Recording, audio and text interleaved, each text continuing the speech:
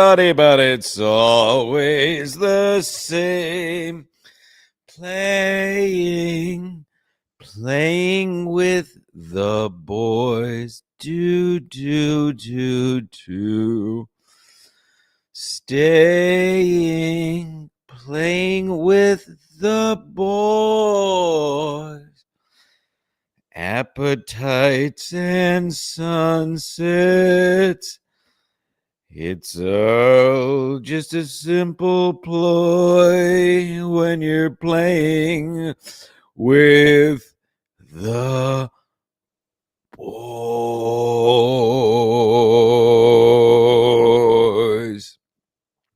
And that, of course, is Playing with the Boys by Kenny Loggins' somber version, sung by Jim Stansel, copyright 2024. Here we go. Lest. How? Just remember to not forget. Are we all remembering? Has anyone forgot? Don't you dare forget. Don't you dare forget Sports Mask episode Toad the Wet Sprocket, Sports Mask episode 126, the year of our Lord and Savior Jesus Howard Christ, 2025, 9/11.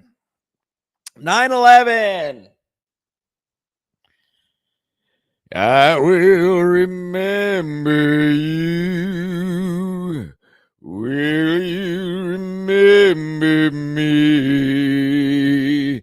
Don't let your life pass you by. We long for memories.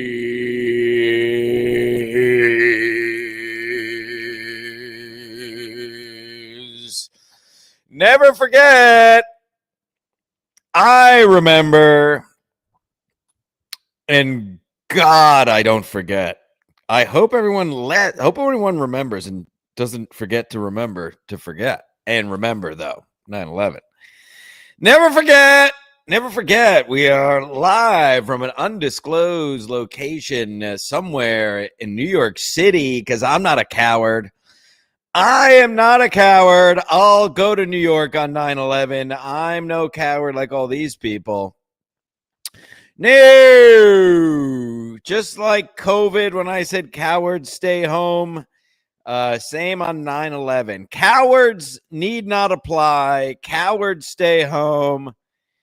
Real Americans go to New York City, and I will actually be at Madison Square Garden this evening. The funny and wonderful Chris DiStefano is headlining the Garden. So I'll be jaunting down there later. Anybody else in the New York City area, come on down. As I always say, fuck me or fight me. I'll be down there. I'll be going to Gramercy Taqueria, the best tacos in Manhattan. $4 a taco.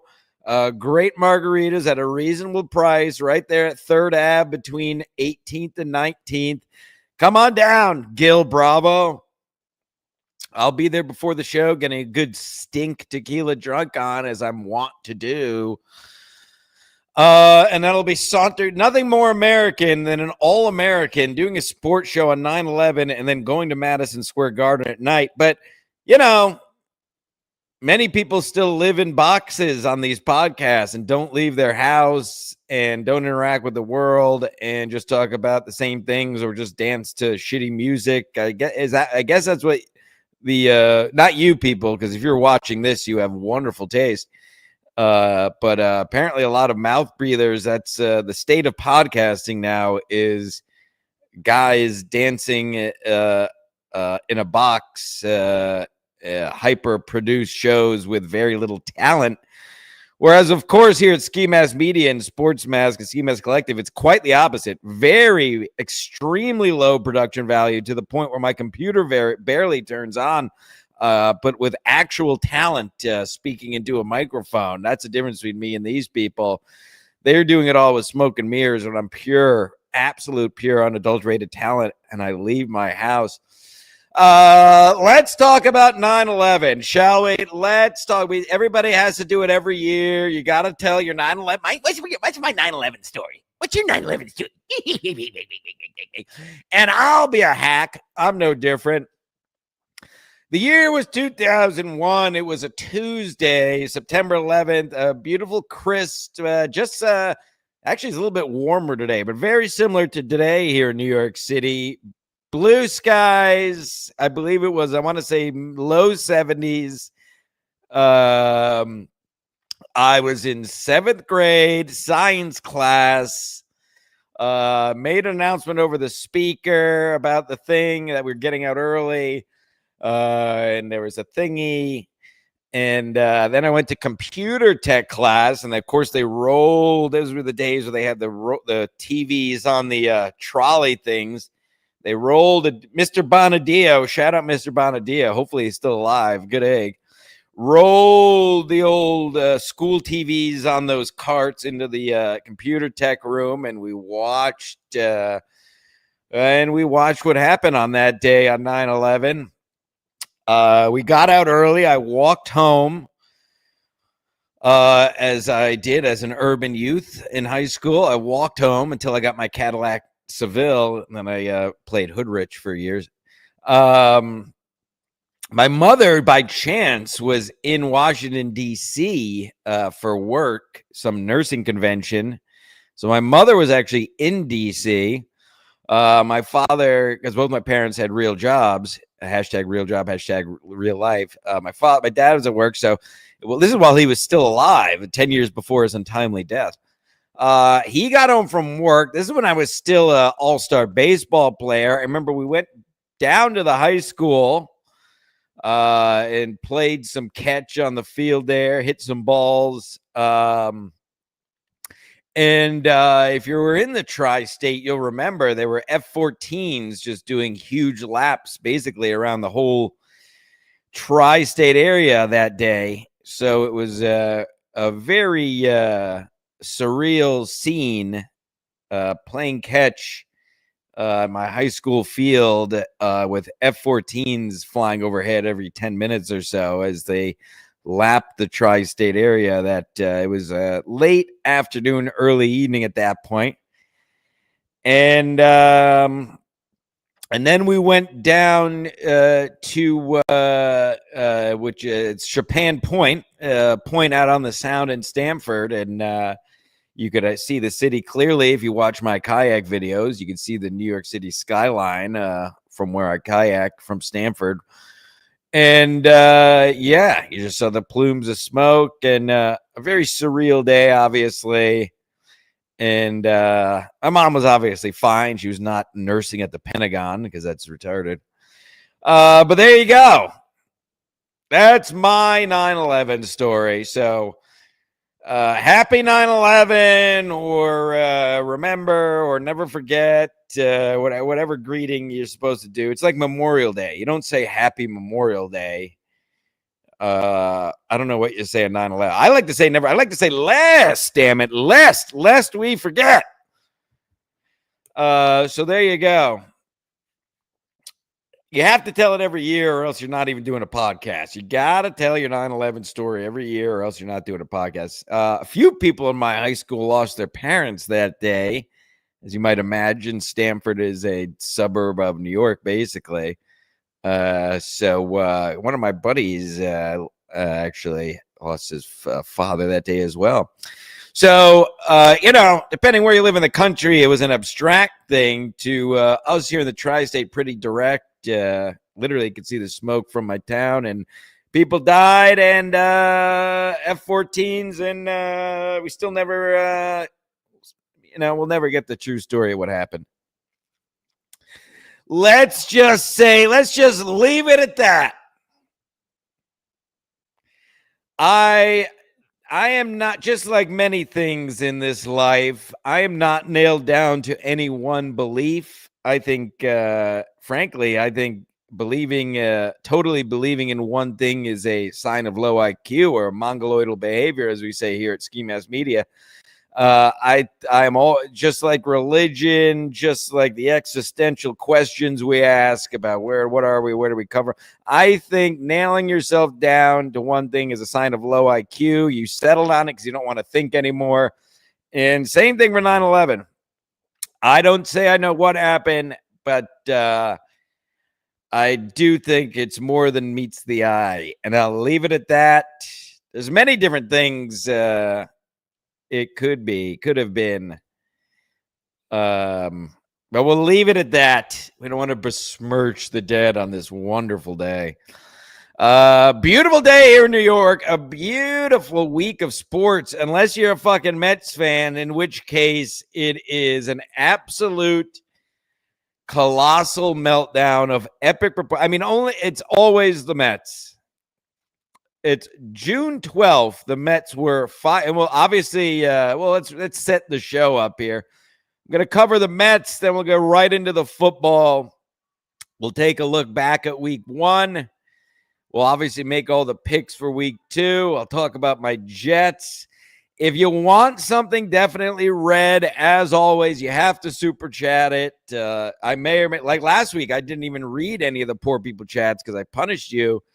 What was our reason last week? I wanted somebody to give me $10 to do something, and nobody did. So if you want something definitely red or want to ask an actual All-American athlete questions instead of listening to people at Barstool or the idiotic talking heads on ESPN, if you want to ask an actual athlete who's played all sports and followed sports his whole life a question, this is the place to do it for a very low price, as low as $1.99 super chat.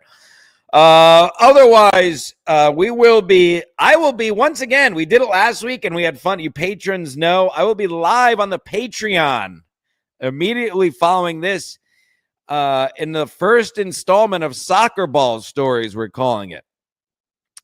As you may or may not know, I may or may not dabble in a soccer ball comedy club. And obviously for these freeloading freaks who love to clip, I'm not going to talk about stuff. And out of respect for other people, I'm not going to talk about it for you, the freeloaders. But if you are a paid Patreon member, I will be live at 2:00. If you're in the chat, you can ask questions. I will be a much more open book about this. So that's what we're going to do. I think that is if I was a patron, I would think that's interesting. That's why I'm doing it. As you've seen, I live by a code. I'm Sicilian. So out of respect, I don't talk about certain things in the soccer ball club world on these streams, but I will. I think that's the move, especially with how we had a very successful Patreon live last week. I didn't realize how easy it was. And as promises made, promises kept, we'll be back for as low as $3 people. That's $36 a year. And I throw up weekly content, and now even more reason. If you're into comedy, you'll get some hot goss and dirt over there on the Soccer Ball Stories episode, new series, Patreon only. That will be a Patreon only series going forward. Anywho, and last but not least, cut out the middleman, cut the shit. I'm going to MSG tonight. Somebody send money to my accountant to buy drinks and tacos at Dave D23 is my accountant's Venmo. DDOMB5185 at gmail.com is my accountant's PayPal. Cut out the YouTube lawyers and middlemen. Cut the bullshit. That's the best way.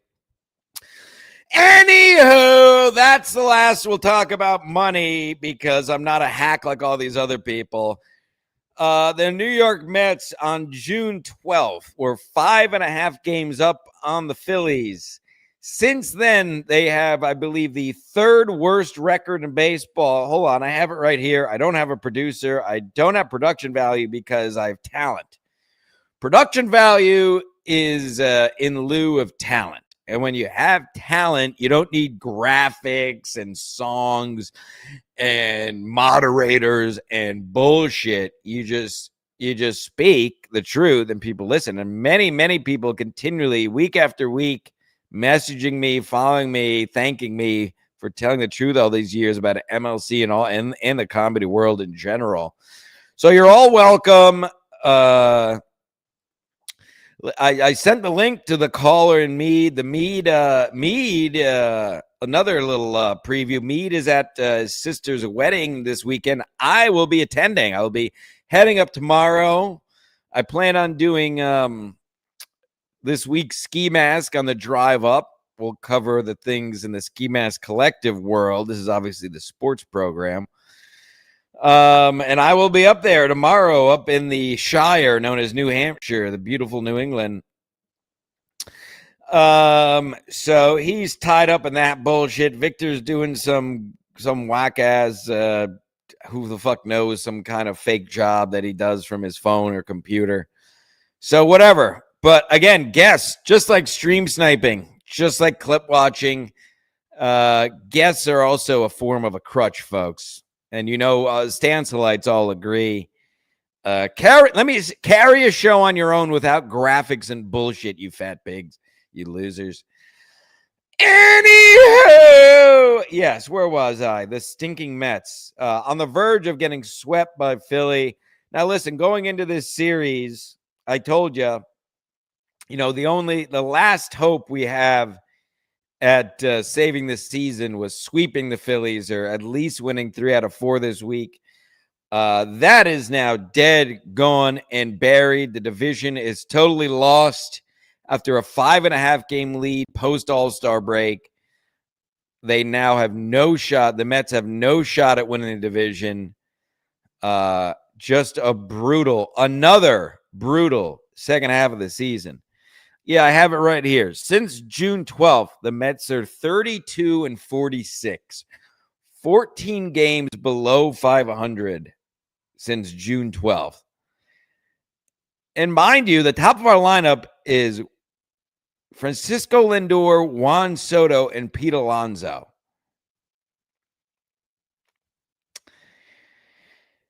I say this all the time with the Mets. You've heard me say this over the years doing this show. I would say it's unbelievable, but this is the Mets. It's totally believable. This is the same thing every year. I don't know how tangibly it happens. There's new players, there's new managers, there's new ownership, yet somehow, year after year, it's the same fucking story. So the division is lost, obviously, after losing at least 3 out of 4. We'll see if they can save one game tonight against the Philly. I mean, listen, the Mets, if you're the Mets, you got to win on 9/11, if nothing else. Because this is just, let's take a look at the standings now. I'm not even going to bother looking at the, I'm not even going to bother looking at the division anymore. Let's take a look at the wild card standings at this point. I know the Giants lost last night, so the Mets got bailed out there. So we are still holding the third wild card spot. We are now only 2 games up on the Reds and the Giants. 3.5 up on the D-backs, 4.5 up on the Cardinals, and everybody else is that's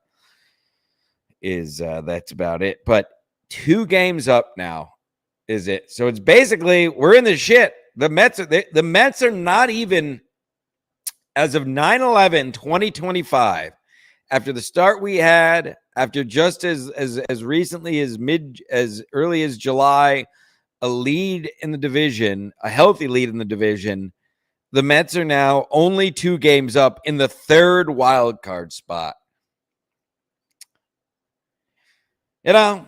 I know this is a sports show, and I know I talk about talking, but there's really nothing else to say. It's the same old Mets. It is the absolute same old Mets.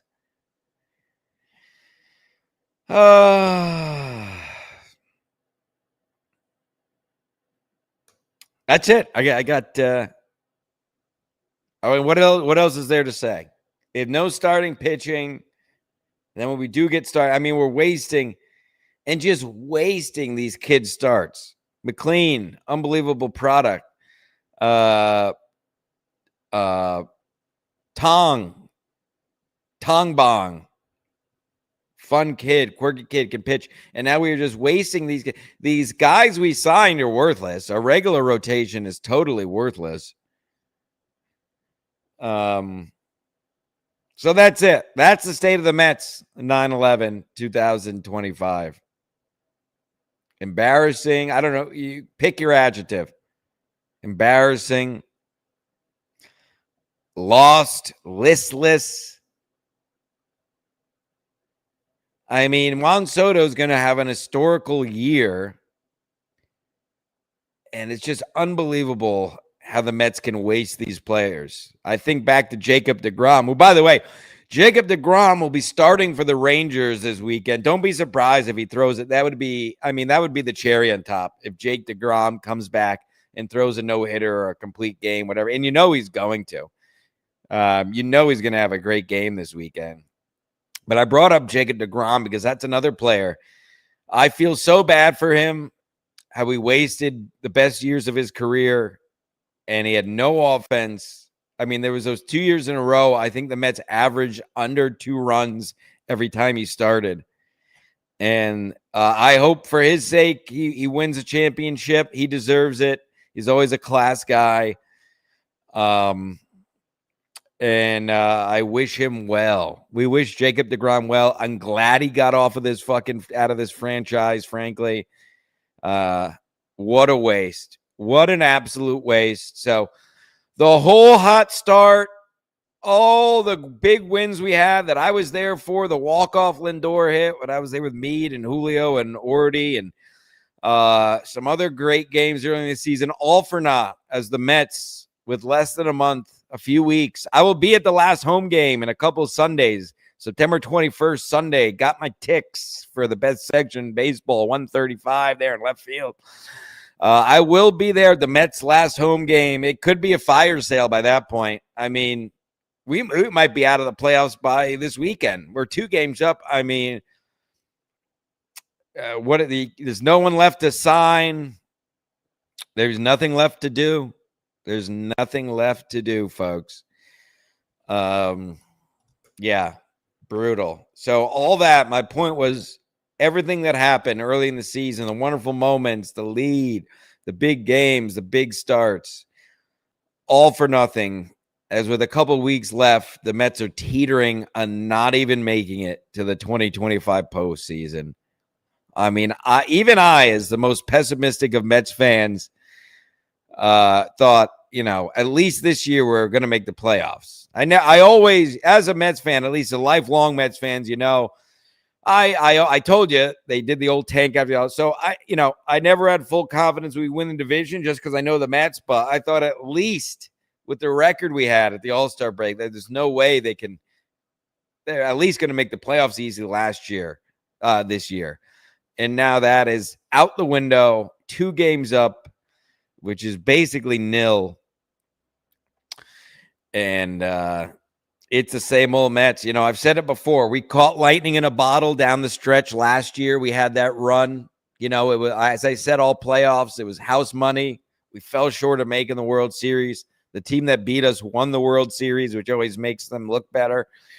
But that was lightning in a bottle. That was the what's the saying? That was the outlier, not the norm. That's not the saying, but that's what I mean. So yeah. Last, don't forget to remember, by the way, I'm going to keep lest we forget, folks. Oh, Jesus.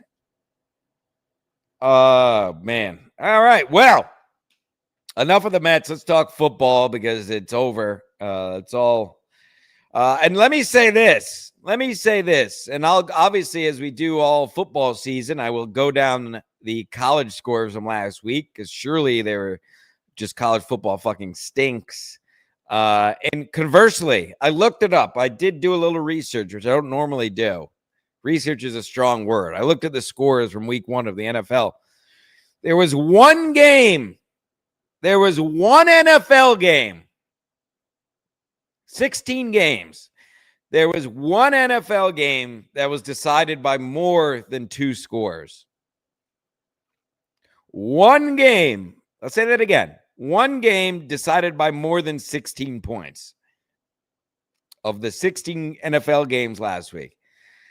Do you want to guess? And I don't look because I would like to hear the scores with you because I just know I'm going to be right. Do you think in the college D1 last week there was more games, more or less than one game decided by two or more scores? Just, I don't get it. I mean, I get it. But overall, college football, again, as I always say, why watch the minor leagues on Saturday when you can watch the real thing on Sunday?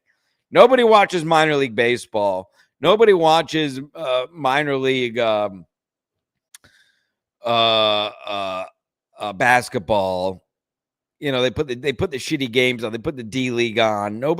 Why are you gonna watch college football, which is just essentially, especially now that they're all paid? It's not like they have any allegiance to these schools anymore. If you think they do, you're kidding yourself. The fans do. Don't get me wrong, but the players don't care. Colleges. They're all paid athletes now. It's just the minor leagues. So more and more now more than ever, why would you watch college football when you have the real thing a day later? Obviously, if you're a degenerate gambler or you actually attended one of these schools, I give you some grace. But other than that, if you're just a normal guy, just admit you like to gamble and you like to drink or both. Because just be honest with yourself. Don't try to tell me, oh, the players are paid now. So the whole thing, oh, they play for their schools. I like the spirit in college. No. Now they're paid. Not that was any different anyway. They were still roundaboutly paid over the years going with these D1 football players. Now they're literally paid. They have no elite. Come on, guys, wake up. Anybody giving you that argument? Do you think these guys give a shit about the history of Michigan football or Notre Dame? You know what I mean? Please spare me. The whole thing about the players care more and gone. You lost that. I mean, I told you lost that years ago. D1 is basically always been a business. And now that they're actually paid, there's literally no leg to stand on with that. So I don't understand. I'll never stop fighting this fight. That's why they call me Stancil Stradamus, because I have to tell the truth all the time. But college football sucks, and there's no reason to watch it unless you're a gambler or you want an excuse to drink. Rack me. Stancil Stradamus. Wait, what was the new thing? Not rack me. What was the new thing we made up a couple weeks? Books? Book me? I forget. I have ADHD. Anywho, let's talk about the Jets, and then I'll go around some of the matchups from last week, and then we'll pick all the games for this week, and then I'll suck my own cock, and then go live on the Patreon for our fine patrons where we'll talk some dirt and hot goss. This is the one poor person chat. New girl, do you want the link? I'll send you the link. Give us something to look at. Between the two of us, people will be beating off left and right if you want to come on, and you don't need to know anything about sports. Hi, mommy. Hi, mommy. Mommy. Ooh, hi, mommy. Hey, mommy. Let me know if you want the link. I'll send you the link. I don't care. I don't care. I don't care. Listen, the Jets played an actual football game last week. You could say they've been playing football games the last 3 years, but last week they actually were an NFL team. Now, I told you in the last week's show, the season opener, which I maintain, the Mets, this is a rebuilding year. The Jets, it's a rebuilding year. I have no faith they're going anywhere. I told you that from day one. And I will maintain that. That's why I wasn't overly upset. The Mets, they lost on a 60-yard field goal to the Steelers in a high-scoring game, which nobody saw coming. Rodgers, of course, like clockwork, just like DeGrom will have an amazing game at Citi Field this weekend. Aaron Rodgers throws for 4 touchdowns, 400-something yards, I think. I mean, you could have written that down in pen. There was never a doubt that Aaron Rodgers was going to come in and do his thing because that's just classic. And again, to that point, I told you I wanted to sign Aaron Rodgers. He's in a Hall of Fame quarterback. I understand he's slower, and I understand our O-line isn't good. And so we did need a bit of a more mobile quarterback, but it wasn't like he can't play. And he proved that last week. Be very interesting to see what the Steelers do going forward. We'll take a look at their matchup this week soon. But the Jets look like an actual football team, which I assume they would. I told you I liked Aaron Glenn as the new head coach, an actual guy, always a class act. I grew up watching him, a hard-nosed guy, a take-no-shit guy. Gibson, who had the huge, costly fumble on that kick return, was let go yesterday. So Aaron Glenn immediately putting his money where his mouth is, separating himself. Literally, Robert Saleh just sucked his players' cocks for 3 years, whereas right off the bat, Aaron Glenn holding players accountable, which is what a head coach is supposed to do. So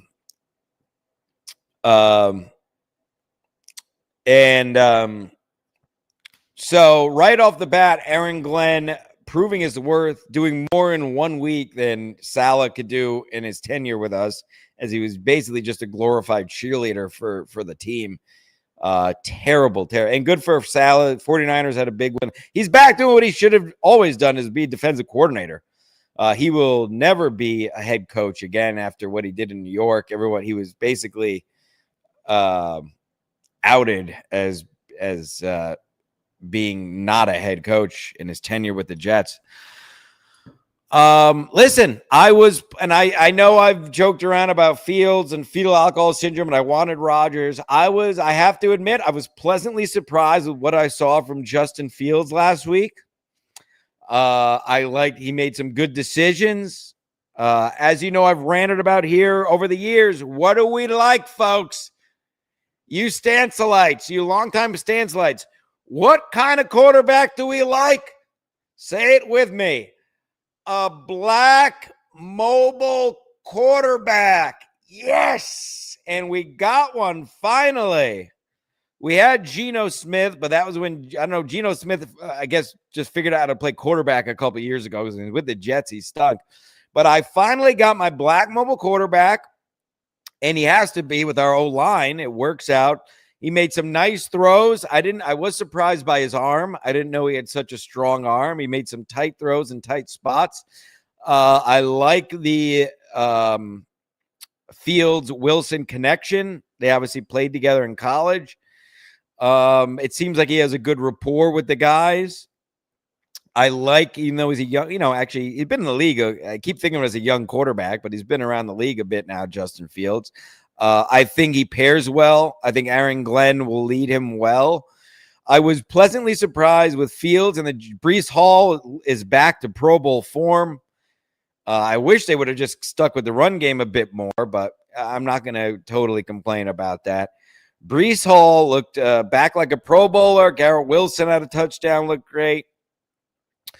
I was pleasantly surprised with the Jets offense. Obviously, a bit displeased with the defensive performance, giving up 34 points. Could have used another takeaway there. But the Jets, again, couple of huge penalties. The unsportsmanlike conduct out of bounds. There was another one down the stretch. I think it was a pass interference. You got to turn around on these deep. They're going to call it every time if you have your hands on them. So listen, I'm not, and by the way, I'm not, if we just got that, we would have won. That's low IQ, mongoloidal sport fan thinking. If we didn't do that, we would have won. Well, it did happen. I hate the what if they didn't call that? They make bad calls in every game. Shit happens in every game. Wins and losses, folks. That's all that matters. It doesn't matter how you get there in sports. All that matters is the win or the loss. Shit happens to every team over the course of the year.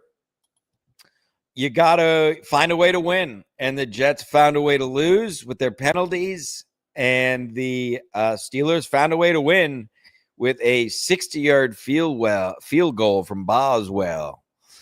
So, the one thing I will not complain about, but is the one thing, because overall it was honestly a positive game for the Jets. I have to admit, I'm as pessimistic as all, but I was pleasantly surprised. It's nice having a real NFL team for once with a real head coach. I can at least enjoy the games. It seems like they're going to be competitive at least. The unfortunate thing is, like, these are the games, if you have a pipe dream of the playoffs, games like that are the games you got to win. And unfortunately, same as the Mets, but very much the Jets more than the Mets. Over the years, they just lose these tight games, which you just know in the end come back to bite, especially in the NFL when there's so much parity. And especially the Jets this year, which, nobody has very high hopes for this year. Though the game like that will come back to haunt you in November and December when you look at the wins and realize, if we had that one more win, we'd be in that wild card spot, or we'd be one back. So, first game of the season, but I'm afraid it's games like that you have in hand, essentially, that you lose, that in the NFL always, without a doubt, come back to haunt you. Any other notes from the Jets? Jets made the big mistakes. I covered that. The Jets specifically, you can't lose. If you're the Jets, you can't lose when you score 32 points. Period. Stop. Too much given up by the defense. Too many dumb penalties. But not optimistic like we're going anywhere, but I'm happy where I can at least, us Jet fans now can at least turn on the TV on the Sunday and watch an actual competitive team. I'm not saying they won't get blown out, but Aaron Glenn is a real head coach. We have some talent on that offense, obviously on the defense as well. Quinnen Williams is still unbelievable. Maybe the best in the league on the D-line. But at least, folks, my fellow Jet fans, we can, on Sundays, we can at least see a competitive team, it seems like, this year and going forward. So, all in all, I hate to say it, a positive game. I hate to be a loser and say that in a loss. I wasn't expecting to win this game. But a game you gotta wish they win. Yeah. And by the way, Daniel Jones puts up 30 points for the Indianapolis Colts after being released by the Giants. The Giants are fairly lost and listless as well. So at least we have that going for us with the Jets. And, I will say this on the Giants, since this is a tri-state based podcast, sports podcast, and I am an All-American. So what I say matters, unlike all these other losers who just talk out of their ass. They grow neck beards. They're fat. I'm nearly 40. I'm in probably the best shape of my life. I'm a former All-American athlete. Just pure talent from the sports field to the podcast arena. Truly unbelievable what's happening out here. And I'll say this about the Giants and the Giants fans. Why would you want to start Jackson Dart behind this offensive line? I see this big push, and I argued with some friends this week. Why would you put your number one pick behind the Giants offensive line, which is absolutely terrible? Let him play behind Russell Wilson. There was a big uproar. If you don't know, there was a big uproar this week when the Giants announced Russell Wilson was going to start again. Why would you want your number one pick to play? You're not going anywhere. Some of the Giants aren't going anywhere this year. Why put your number one pick, your franchise future? If you're a Giants fan, you're hoping your future franchise quarterback. Why would you put him behind this deplorable offensive line that they have? Big Blue has over there. I understand, people have low IQ. Most adults now are very low IQ because of, they're addicted to just a nexus, folks, a nexus of many things. Screens, being babied, everything being easy. You get your toothpaste delivered. So there is an epidemic of arrested development among adults. I find my age, my age is to blame, but you can't just start your first round pick because you want to see him. I want to see my quarterback. We picked him in the first round. Let him play. No, you got to be smart. Nobody has long-term thing. Everybody wants now. And that goes from social media. It goes through that thread goes through everything in present society. Now. And then nothing else matters. And nobody has patience anymore. Nobody has class. Nobody has integrity where they stick through it just to do the right thing. You do not want to start Jackson Dart behind that offensive line. Period. Stop. Stancil Stradamus. Rack me. Let's move the fuck on. Now, I told you, Ravens and Bills on Sunday night did not disappoint. I told you last week, every game they play is under a one-score game. Sunday night was no different. Another Ravens-Bills classic that the Ravens continually come out in the wrong end of, unfortunately. I told you last week, Stancil Stradamus, it was obviously going to be an under one-score game and come down to the wire. It certainly did that. The Bills down 15 with 4 minutes left, come back and win that game. And I felt it in my loins. I felt it in my groin that the Bills were coming back. And, of course, ESPN listen, coming back from 2 touchdowns down has been done before. It'll happen again this year. You could rack me on that. Santos drives me on that. So I know ESPN sucked the Bills' cock as much as they possibly could and tried to make it a bigger deal than it was. Now, listen, coming back from 2 touchdowns down with 4 minutes left, that is, it wasn't not impressive. But let's calm down. This has been done before. They were down by 15 going into the fourth. It's not crazy to come back from 2 touchdowns down. So let's calm down on that. The interesting thing about these Ravens-Bill games, at least IMHO, in my humble opinion, is I find that watching these games, and I watched pretty much the whole Ravens-Bills game, is if you watch the game, the Ravens always, at least to me, they come off as the better team, but they just find ways to lose the game. Everybody also likes to suck Derrick Henry's big fat black cock. He had a massive fumble in that game for as great as he played. I mean, a huge fumble by Derrick Henry. You just can't do that in a big spot. Probably a future Hall of Famer. And Josh Allen did his thing. But I just watching the games, even though the Bills continue to win these games, I know it might be ridiculous to say, but I think the Ravens are still the better team. I'll say it now, even after last week. I think the Ravens are still the better team, pound for pound. I think they have more talent. So I'm sure we'll see them again in the playoffs as the Chiefs lose on Thursday night.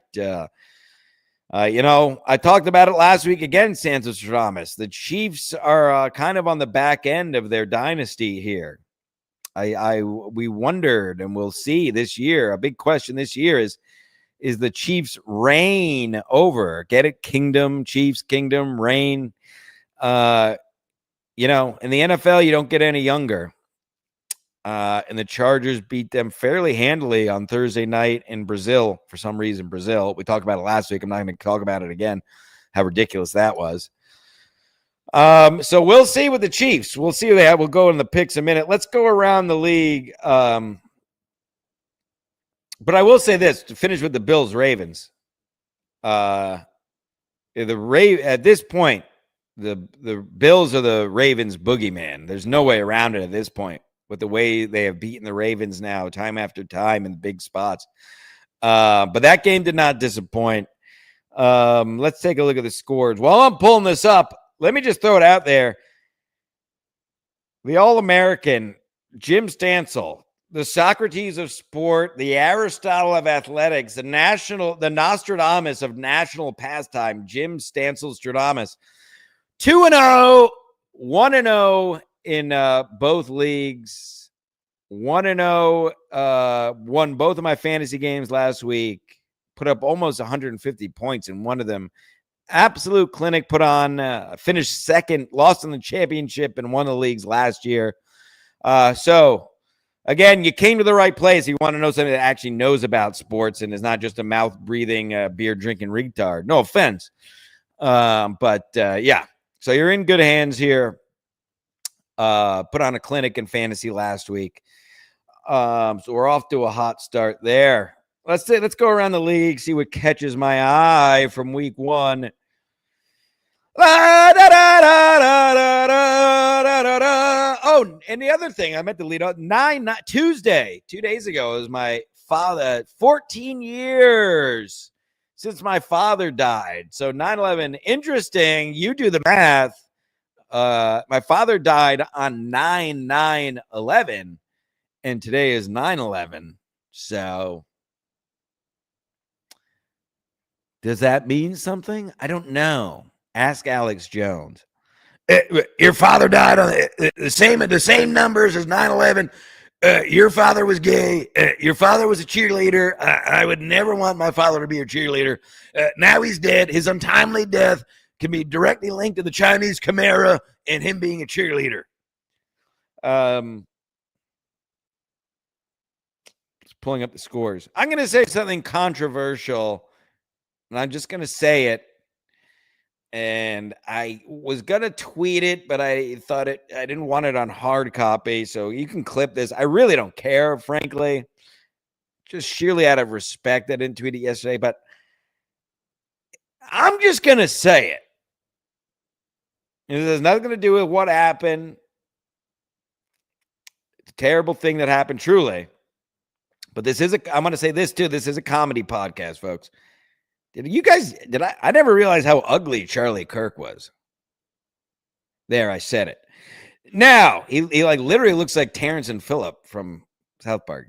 He's like, has his face, his head is like this big, and his face is like fits. Anyway, I said it. Let's move on. NFL week 1. Oh, let's see what happened. The Colts, as I told you, Daniel Jones and the Colts beat the shit out of the Dolphins. Steelers, Jets, we covered. I told you, I mean, we all know the Panthers are the worst team in the league. The Jags handled business. I told you this could be a big comeback year for Trevor Lawrence and Travis Hunter and the Jags. Keep an eye on them.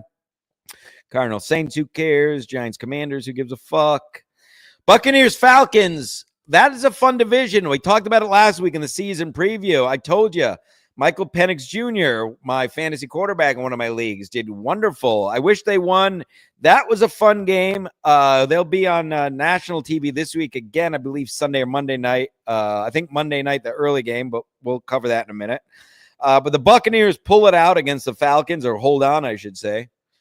The Bengals somehow barely beating the Browns, but they did beat the Browns, as they should. The Browns covered, though. Raiders, Pats, no surprise there. Again, the other sad thing about the Jets, well, there's the Bills, but, the Patriots aren't that great. Dolphins, obviously. I mean, I told you last week, I don't even know if Tua still has a head on his body at this point, but he played terribly. Broncos took care of business. Packers, Lions, big disappointment. Fairly boring game on Sunday night. Or was that Thursday? Well, who gives a fuck? Rams took care of business. Yeah, nothing really else of note. The Monday night game was okay. I know the McCarthy kid played well, although he looked totally lost in the first half. Now, before we get to the picks, our weekly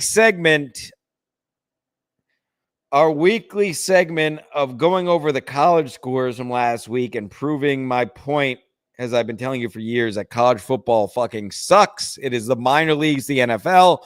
Wait for the real thing on Sunday. Don't waste your time on college football. And I'm going to prove that point. I haven't looked at these scores once. Now, I told you at the top of the show, there was one game, the Colts-Dolphins game, was the only NFL game last week decided by more than 2 scores, by more than 16 points. Let's see what happened in week 2 of college football last week, shall we? Here are the scores. And I haven't looked at these. Right off the bat. Boy, does college football fucking stink. Right out there. Indiana, 56. Kennesaw State, 9. Texas, 38. SJSU 7, Texas Tech 62, Kent State 14, Illinois 45, Duke 19, Penn State 34, FIU nothing, Florida State 77, East Texas A&M 3. How do you watch how does anybody take college football seriously? What a shit product week in and week out. Jim Stantos-Stradamus. I hope I've turned some of you over the years to stop watching college football, especially now that they're paid. It's literally the minor leagues, the NFL. These players don't give a shit about their schools. They're paid to go there. Wake up. It's not fucking 1950, folks. These college players are there for the money, and it's the minor league to get drafted. Jesus, these games are terrible. Georgia 28, Austin Peay 6. Oh, Ohio State 70. Do you want to guess what Grambling scored? Ohio State scored 70. Do you want to guess what Grambling scored? 0. 70-0 in a D1 football game, and people watch this crap. Tennessee 72, East Tennessee State 17. How are this team's scoring 70 points every week? What a silly, dumb league. How do you take college football seriously? Oh my God. Oregon 69, Oklahoma State 3. Holy shit. Utah 63, Cal Poly 9, Miami 45. I don't even know. BCU 3. Auburn 42, Ball State 3. Literally every game is a blowout. Oh, last but not least, Alabama 73, Louisiana Monroe nothing. College football sucks.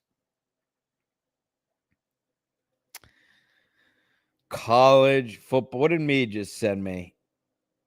Some kind of bullshit. Wow. Does college football stink? Now,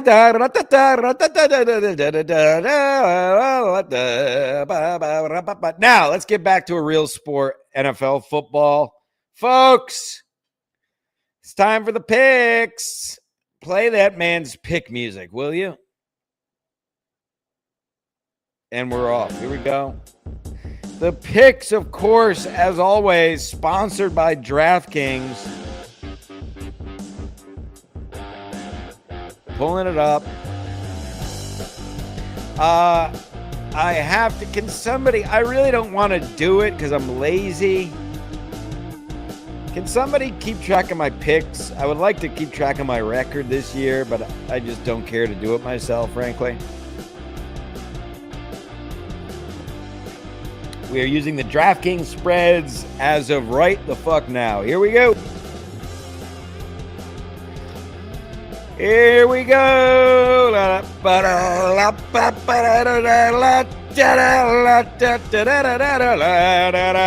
Ski masks forever, by the way. God bless ski masks. All right, folks, here we go. It is week 2, 2025 of the best league in sports, folks. And tonight we have the Washington Commanders visiting the Green Bay Packers. Commanders easily beat the Giants last week behind Jaden Daniels. They're getting 3.5 in Green Bay. I'm taking the Commanders. I like Jaden Daniels. I like what they got going on there. That's it, and that's all. Let's move on. Buffalo at the New York Jets. Jets, as we talked about, played a decent game last week. The Jets are getting 6.5 at home. Now, on one hand, they do tend to play their divisional opponents closer. On the other hand, it is the Buffalo Bills, and I just think they will be overmatched. But will be interesting. Will be interesting because the Jets do have a pretty good defense. I don't love the Bills' defense. I think the Bills will win by a touchdown, and 6.5 doesn't cover a touchdown. So So give me the Bills minus 6.5, but it could be just that. I think it's going to be a one-score game, but I think it's going to be at least a touchdown. So give me the Bills minus 6.5. Giants at the Cowboys. If the Giants weren't so bad, I would take the Giants, but I'm not. Give me the Cowboys minus 4.5 at home. The Browns are getting 11.5 in Baltimore. These games now, easy to say. The Ravens coming off the tough loss are going to be pissed to come out, which, you may not be wrong and blow out the Browns. Also, in that AFC North, they always tend to play tight games. I'm going to take the Browns with the 11.5. Ravens wins. Browns cover with the 11.5. That's give me that. This is an interesting game here. Low-key interesting game. Early season. If you have the red zone, check it out. Jags at the Bengals. The Jags I've been talking about. Had a couple down years. A Trevor Lawrence injury. A win last week. The Bengals barely pulled it out against those Browns last week. Jags are getting 3.5 on the road. I think this is more like a pick'em. I am going to take the Bengals because they're home. But don't be surprised. I'm not 100% confident. I had to pick one or the other. I'm taking the Bengals minus a 3.5. I think Joe Burrow has heard the noise. I think he wants to have a big year. I think he's motivated to have a comeback year. But I wouldn't be surprised if the Jags do win that game outright. So I'm taking the Bengals minus 3.5 because they're home. Interesting game there. Rams at the Titans. Titans, after the Colts, might be the worst team in the league. Give me the Rams minus 5.5 on the road, and let's move on. Niners at the Saints. Saints getting 3 at home. Everybody writes off the Saints the last couple years. Kamara had a great game last week. They have some talent there still. The 49ers played down last week, even though they won. It's hard to imagine with their defense losing to the 49ers. So once again, I'm going to take the Niners minus the 3. But another game that I think a lot of people will probably write off as a blowout, where you may be surprised there. The Saints can get their offense going. Another interesting game here. The Bears are getting 6 points on the road against the Lions. Bears with a tough loss Monday night. I'm not as high, as I told you last week. I'm not as high in the Lions as a lot of people are. Give me the Bears plus the 6. I think they cover. I think the Lions win. Give me the Bears plus the 6, folks. Seahawks at the Steelers. Seahawks favored by 3 at home. Give me the Steelers minus 3. I think the Seahawks have their window. I don't believe in Geno Smith and all them, especially on the road in Pittsburgh. Give me the Steelers minus 3. Patriots at the Dolphins, a real toilet bowl. I think the Patriots win. I think the Dolphins are lost. I think Soder's best friend, the head coach, will be out after this year. Give me the Patriots and Drake May plus the 1.5. Panthers at the Cardinals. I don't care for either of these teams. The Panthers are absolutely terrible, and I told you before they drafted him that Bryce Young would never be a good NFL quarterback, and Stancil Stradamus is right again. Give me the Cardinals, even though it's minus 6.5. Broncos at the Colts. Interesting game. Daniel Jones coming off a 30-point performance last week. I don't think it, and this is a pick'em, surprisingly. Denver at Indianapolis. Broncos are minus 1.5 on the road. Give me the Broncos. I definitely don't think the Colts are as good as they played last week. And I think the Broncos are better than what they did last week. Here's your game of the week this week, folks. Here's your game of the week this week. It should be the national game in the 4 o'clock window. It is your Super Bowl rematch as the Eagles go over to Kansas City. This is and it's basically a pick'em. Chiefs getting 1.5 at home. I think that line should be bigger. I understand they lost last week. I got the Chiefs here easily, especially getting point. When do you see the Chiefs getting points at home? Tough loss against the Chargers last week. I'd be very, very surprised if Andy Reid and Mahomes and the gang don't turn it around this week at home. with the fire under their ass with an 0-1 start against the team that beat them in the championship. Absolutely give me the Chiefs at home getting 1.5 against the Eagles. Should be a fun game, obviously. It's a dumb thing to say. It should be obvious, but there you go. I told you this is kind of a fun game Sunday night. I'm looking forward to watching the two young quarterbacks as Penix Jr. and the Falcons go over to Steel Toes, Minnesota, and the young J.J. McCarthy at quarterback. Falcons getting 3.5 on the road. I wasn't thrilled. I'm sorry. I know, again, ESPN liked to suck McCarthy's dick. I saw a lot of mistakes in the first half. Give me Penix Jr. and the underrated Falcons on the road getting a field goal and a hook. Maybe they just cover, but I think that'll be a fun game. That's a Sunday night game, folks. And then we have 2 games on Monday night. What a treat. And 2 decent games, 2 sneakily decent games. Our 7 o'clock game will be the Buccaneers at the Texans. Texans are minus 2.5 at home. Homo. I like the Bucs here. I know CJ Stroud at home is going to get a lot of people picking them. The Bucs have a nice core. Baker Mayfield is a leader in his old age. Give me the Bucs plus the 2.5, and then the late game, the 10 o'clock game, live from Las Vegas, Nevada. You get to see the rookie Ashton Genty run the ball against the Gino Bisconti's LA Chargers. I think that Harbaugh has a year of NFL under his belt. They had the big win against the Chiefs last week. I have a feeling the Chargers might win handily here and will enter the conversation as one of the main teams to deal with in the AFC for 2025, the LA Chargers. So give me the Chargers minus the 3 on the road. And those are your picks. Those are your picks for week 2, 2025. Bet with me, fade me, do whatever you want. Just leave me alone, as Raven from WCW Nitro used to say when he would scroll over his character in the character select screen. Pick me, don't pick me. Do whatever you want. Just leave me alone. Classic emo Raven.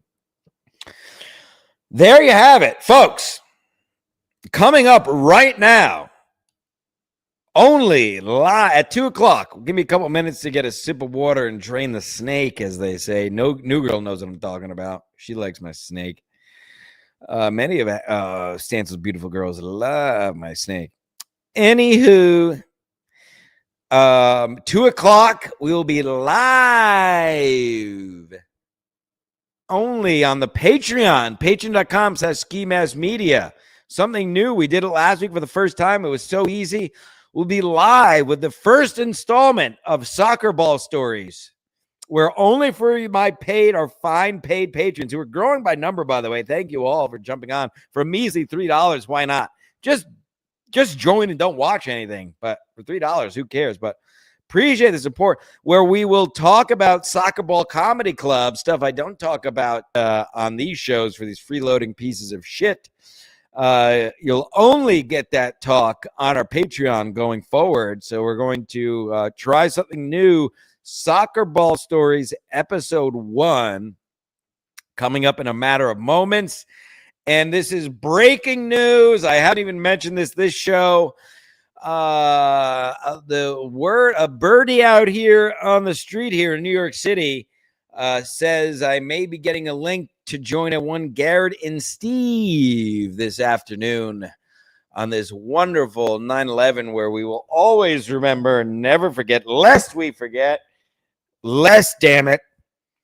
I will be at Madison Square Garden tonight. Chris DiStefano, live from Madison Square Garden. I'm bringing one of my lady callers. Of course, full comp tickets for Daddy. Daddy's a big deal in this town. I'm not some fucking loser in a basement in fucking Timbuktu dancing to fucking shitty music, you fucking cowards.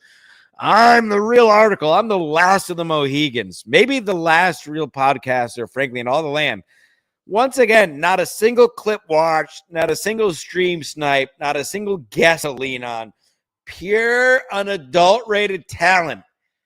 You either have talent or production quality. You see how shitty this production quality is, you know you're watching pure talent. And tomorrow I'll be driving up to New Hampshire for Mead's sister's royal wedding. I'll be doing a Ski Mask Collective live from the car at Other Stanzel Drive. And there you have it. If you like what you saw today, please, for the love of God, send money to my accountant or join the Patreon. And happy 9/11. Just kidding. In all seriousness, listen, I've been around the block. Don't get caught up, and especially with this, I don't even want to talk about it. I think Charlie, especially all that stuff. Don't get caught up. I see these people, oh, that's the last straw. Now we're mad. Just fucking calm down. Everybody, listen to Stancil. Calm down. Calm down. I know it's low IQ behavior to respond to violence with violence. It takes class and sophistication to be able to, be a level-headed peacemaker of sorts. So if you're all riled up about that, don't be. And also, here's my thing. I got a fucking oil leaking out of my car. I got bills that I'm trying to survive here in the tri-state area. No offense. I frankly don't. That terrible thing, but doesn't affect my life or your life really in the least. Let's be honest. Like, who really cares? Don't get caught up in the fucking social media bullshit. It really doesn't matter. No offense. You really got to either have it easy, either you're making a lot of money so you can care about this stuff, or just be retarded to really care about this stuff. So don't get caught up in all this bullshit. Go shake a firefighter's cock or put your finger in a cop's ass with consent today. Oh, look, right on time. Fire truck going by. FDNY. I'll be shaking hands all the way to the garden this evening. I'm man of the people. I'll be thanking whatever people, and you should too. God bless Ski Mask. God bless sports. And I started to say I've been around. I'm not going to say I'm not some crazy world traveler, but I've been around in my day to many countries, seen many people. And despite it all, this is by far, by the way, the best country on the face of the only planet we know. So God bless these United States of America. I'll see you soon on the Patreon, and maybe I'll see you on Stephen Garrett in a little bit too. Goodbye.